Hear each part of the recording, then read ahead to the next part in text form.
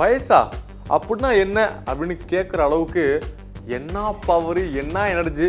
74 வயசு ஆகுதான் சூப்பர் ஸ்டாருக்கு. ஆனால் அந்த மனசுலாய பாட்டில் அவர் போடுற ஸ்டெப் இருக்குல்ல, அவ்வளோ ஃபயராக இருக்குது. முதல்ல பாட்டை பற்றி சொல்லணும். இப்போ இருக்கிற காலகட்டத்தில் ஒரு பாட்டு வந்து அதை மக்களுக்கு பிடிக்கிறதுக்கு அவ்வளோ பெரிய பிரச்சனையாக இருக்குது. ஏன்னா உடனே பாட்டு வந்தால் கம்ப்ரெஷனாக இருக்குது, இந்த பாட்டு இப்படி இல்லை, அந்த பாட்டு அப்படி இல்லைன்னு சொல்கிறாங்க.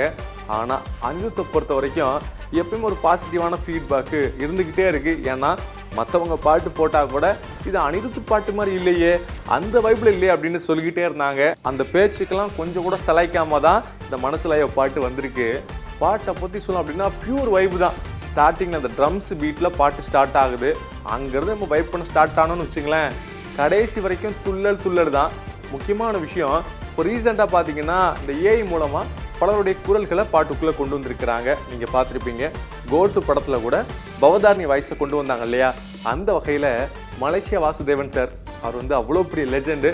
அவருடைய பாடல்கள் இன்னும் கூட பார்த்தீங்க அப்படின்னா நம்ம காதுகளில் ஒழிச்சிக்கிட்டே இருக்குது. அவருடைய குரலை இந்த மனசுலாய பாட்டில் கொண்டு வந்திருக்கிறாங்க.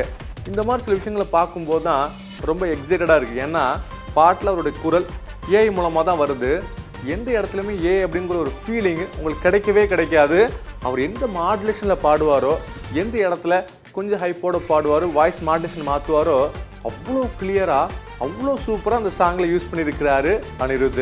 அவரோட சேர்ந்து இணைஞ்சு பாடினது யாருன்னு பார்த்தீங்கன்னா யுகேந்திரன், அவருடைய மகன் இருக்கிறார் இல்லையா, அவர் வாய்ஸு கொடுத்துருக்கிறாரு. அது போக அனிருத், டிபி சுரேஷ் எல்லாம் சேர்ந்து பாடியிருக்கிறாங்க. பட்டை கலப்பிட்டாங்க, ஃபயர் தான்.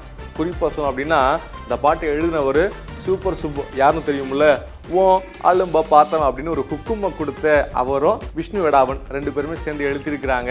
பார்த்தீங்கன்னா இப்போ இருக்கிற கரண்ட் ஜென்ரேஷனுக்கு என்னென்ன வார்த்தைகளை தூக்கி போட்டால் டக்குன்னு மனசில் நிற்குமோ எல்லா வேர்ட்ஸையும் பொறுக்கி போட்டிருக்கிறாங்க. அவ்வளோ சூப்பராக இருக்குது மொத்த லைன்ஸுமே. இப்படி பாட்டு ஒரு பக்கம் போய்கிட்டே இருந்தாலும் ஸ்க்ரீனில் நமக்கு சில பேரை பார்க்கும்போது ஒரு ஃபயர் கிளம்பும்ல. முதல்ல ரஜினி சார், உண்மையாகவே வயசு தெரியவே இல்லை, சில ஸ்டெப்ஸ் எல்லாம் போடுறாரு, நமக்கே அந்த ஸ்டெப்பெல்லாம் வரலை. ஸோ அந்தளவுக்கு தெளிவாக ஆடுறாரு. அவங்க கூட சேர்ந்து மஞ்சு வாரியர் ஆடுறாங்க. பார்த்தீங்கன்னா ஒரு கேரளத்து பெண் தான் அவங்க. ஸோ என்னென்ன ஸ்டெப்பெல்லாம் அந்த பாட்டுக்கு தேவையோ அளந்து போட்டிருக்கிறாங்க. அவ்வளோ அழகாக இருக்கிறாங்க. இந்த பாட்டு தான் இப்போ சோஷியல் மீடியாவை சும்மா கலக்குன்னு கலக்கிக்கிட்டு இருக்கு. பாட்டை கேட்டவங்க சில விஷயங்கள் சொல்கிறாங்க, இந்த பாட்டு அந்த பாட்டு மாதிரி இருக்கே, நீங்கள் நல்லா உத்து பாருங்கள், இந்த தாத்தா வராரு பாட்டு மாதிரியே இருக்கே அப்படின்னு சில பேர் சொன்னால் கூட வழக்கம் போல் அனிருத் பாட்டு என்ன சாதனைகள்லாம் படைக்குமோ அந்த அளவுக்கு பயங்கரமான வியூஸ் போய்கிட்டு இருக்கு. இப்போ வரைக்கும் பார்த்தீங்கன்னா கிட்டத்தட்ட 5 மில்லியன் வியூஸை தாண்டி சும்மா பறந்துக்கிட்டு இருக்கு. குறிப்பாக சொல்லணும் அப்படின்னா ஜெயலலிதா படத்தில் அந்த காவாலா பாட்டும் குக்கும் பாட்டும் வந்ததுக்கு அப்புறமா அந்த படத்துக்கு எவ்வளோ பெரிய ஹைப்பு க்ரியேட் ஆச்சோ அந்த ஹைப்பை மனசுலாய பாட்டும் க்ரியேட் பண்ணியிருக்கு.